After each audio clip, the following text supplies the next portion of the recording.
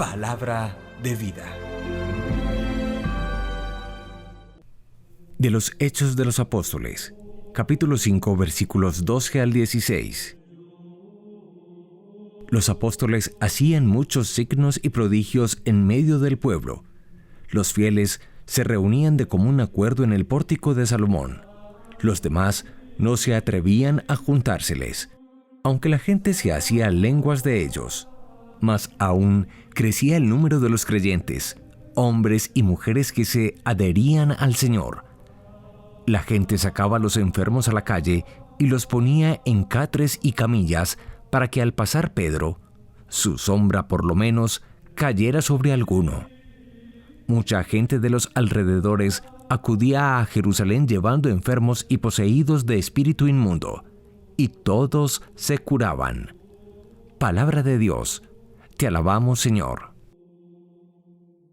Salmo 117, versículos 2 al 4, 22 al 24, 25 al 27a. Dad gracias al Señor porque es bueno, porque es eterna su misericordia. Diga la casa de Israel, eterna es su misericordia. Diga la casa de Aarón, eterna es su misericordia. Digan los fieles del Señor, eterna es su misericordia.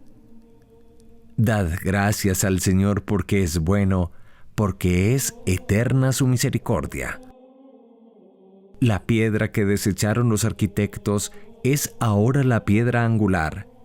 Es el Señor quien lo ha hecho.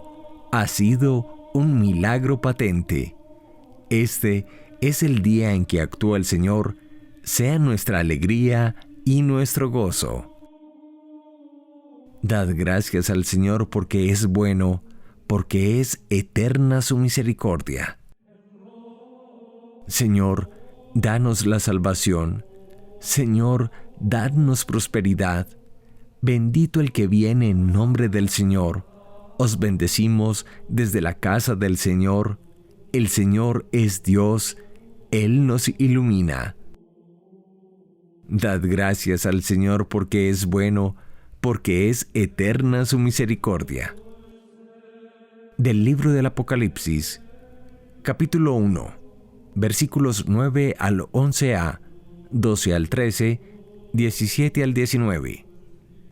Yo, Juan, vuestro hermano y compañero en la tribulación, en el reino y en la esperanza en Jesús, estaba desterrado en la isla de Patmos, por haber predicado la palabra de Dios y haber dado testimonio de Jesús. Un domingo caí en éxtasis y oí a mis espaldas una voz potente como una trompeta que decía: lo que veas, escríbelo en un libro y envíaselo a las 7 iglesias de Asia.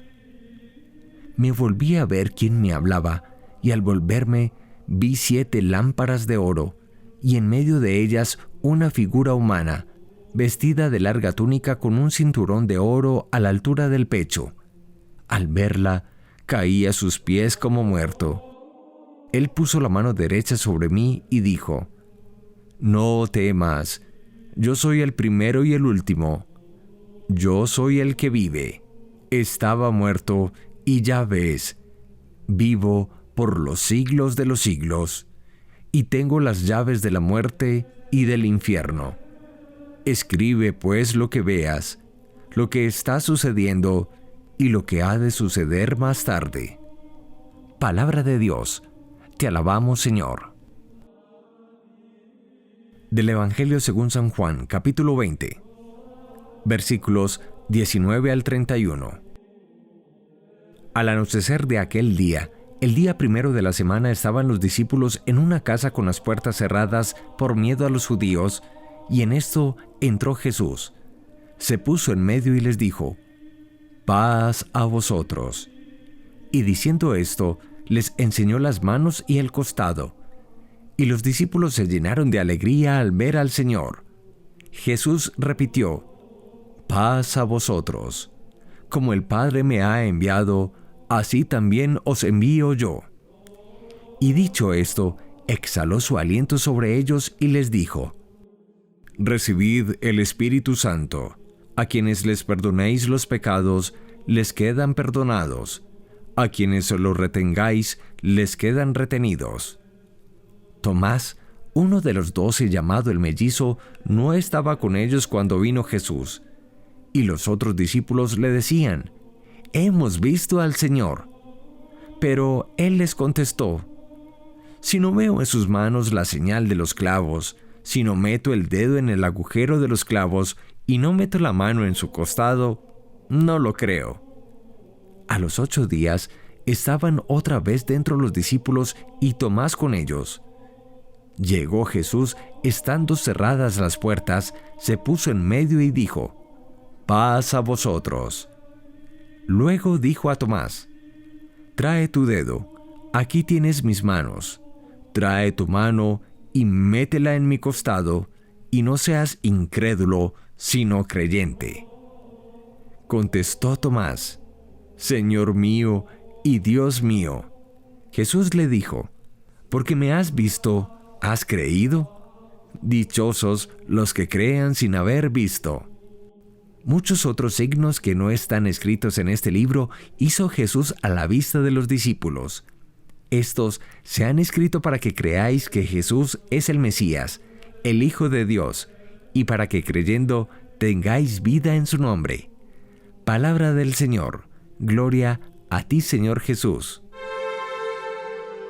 En este segundo domingo de Pascua, o llamado Domingo de la Misericordia, celebramos de manera privilegiada el amor inmenso, inquebrantable, incondicional de Dios por el ser humano, misterio de compasión divina que nace justamente del costado abierto de Jesús en Viernes Santo.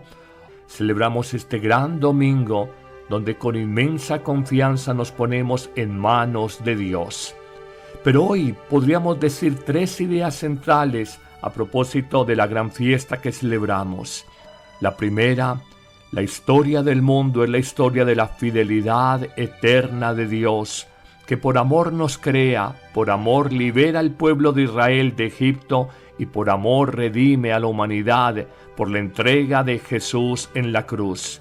Es la historia del mundo y la historia de la fidelidad eterna de Dios en contraposición con la fragilidad del hombre, expuesto a la realidad del pecado, expuesto a la realidad del mal en el mundo, expuesto a la realidad del sufrimiento y expuesto a la realidad de la muerte. Estas 4 características nos ponen a nosotros a pensar que frágil es el ser humano. Todos somos pecadores. Todos hemos estado expuestos a la violencia, a la maldad, a las injusticias de otros. Todos hemos vivido la realidad del sufrimiento con ocasión de la enfermedad, por ejemplo, o de la soledad. Y todos conocemos la muerte de seres entrañablemente queridos. Frente a tanta fragilidad del hombre, solo hay una respuesta de Dios: su infinita misericordia. No se cansa de amarnos, no se cansa de acompañarnos, no se cansa de estar con nosotros. Pero hay una segunda enseñanza a partir del Evangelio de hoy, y es que la misericordia tiene rostros concretos. Presentamos una seguidilla de verbos donde descubres cómo Dios es misericordioso contigo a partir de estas acciones concretas y cómo tú puedes ser misericordioso con los demás. El primer verbo de la misericordia es perdonar. Jesús muere en la cruz perdonando a quienes gritaban crucifixión. Jesús nos enseña en el Padre Nuestro a perdonar las ofensas. Jesús nos pide perdonar 70 veces 7. En un segundo momento encontramos que otro gran verbo de la misericordia es consolar. Jesús consuela a las mujeres de Jerusalén camino al Calvario. Jesús consuela a la viuda de Naín cuando muere su hijo, o a Marta de Betania ante el dolor por la pérdida de su hermano Lázaro. Es un hermoso servicio consolar al triste y un verdadero ejercicio de misericordia. Un tercer verbo de la misericordia es sanar. La presencia sanadora de Jesús, de las enfermedades físicas y las heridas del alma, nos muestra cómo vivió la misericordia con los contemporáneos de su tiempo, la vivió en obras concretas. Un cuarto verbo de la misericordia es escuchar. Una gran sabiduría en la vida es estar prontos para escuchar y tardos para hablar. Descubrimos que solo habla sabiamente quien primero sabe escuchar. Hoy nuestro mundo cuánto necesita escuchar el hombre al hombre. Jesús, como nadie, escuchó el dolor de los sufrientes. Pensamos en el leproso que gritaba: Jesús, ten compasión de mí. Que hoy sepamos escuchar los sufrimientos de los más cercanos a nosotros. En un quinto verbo descubrimos como rostro de la misericordia, corregir. Jesús corrige a Pedro: apártate de mí, Satanás, que piensas como los hombres, no como Dios. Jesús corrige a la mujer adúltera y le dice: en adelante no peques más.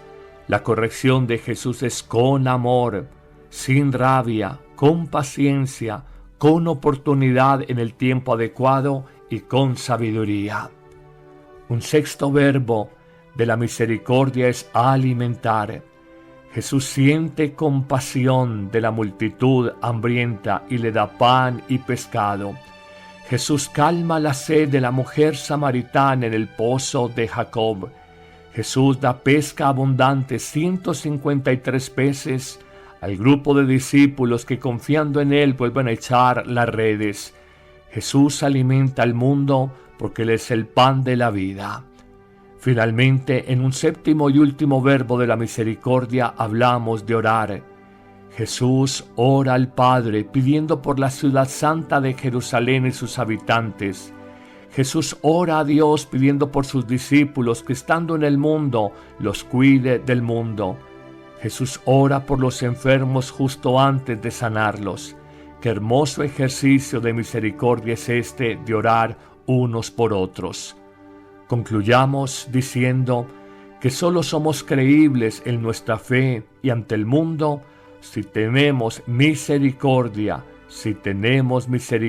en nuestro corazón. Concluyamos también diciendo que la misericordia es puente de comunión en las relaciones rotas y conflictivas y es bálsamo sanador para los sufrimientos de la vida y las heridas del corazón. Y digamos finalmente: la misericordia es camino de cielo. Bienaventurados los misericordiosos, porque sólo ellos alcanzarán misericordia de Dios. Que el Señor te bendiga en este día, en el nombre del Padre, y del Hijo, y del Espíritu Santo. Amén.